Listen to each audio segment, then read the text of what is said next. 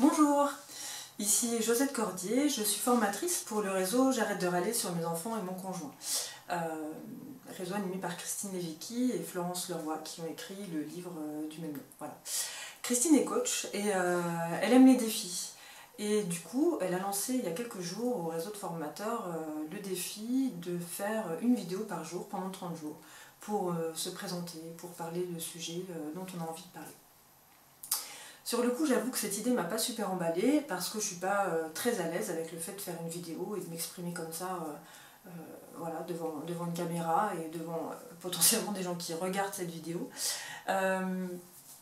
Mais il y a d'autres formateurs qui l'ont fait depuis maintenant une quinzaine de jours. Je regarde au jour le jour leurs vidéos, leurs sujets, etc. Et j'avoue que ça commence à me démanger parce que je me dis qu'il se passe de belles choses, qui traitent de sujets sympas et que c'est une autre façon de communiquer finalement.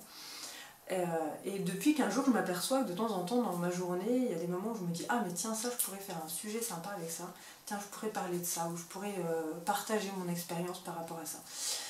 Donc, comme quand on a un projet un peu difficile devant soi, le plus dur c'est de se lancer, j'ai décidé de faire cette première vidéo pour me lancer, voilà, lancer mon sac au-dessus du mur et me dire ça y est, j'ai fait la première vidéo.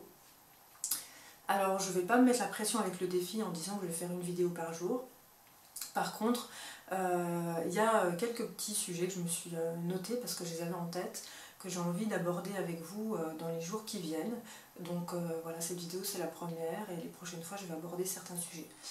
Alors, je me suis, notamment par exemple vendredi, je prépare l'atelier, enfin le 4e module de J'arrête de râler, où on parle de prendre soin de soi et prendre soin de son couple, donc peut-être que je ferai un sujet là-dessus.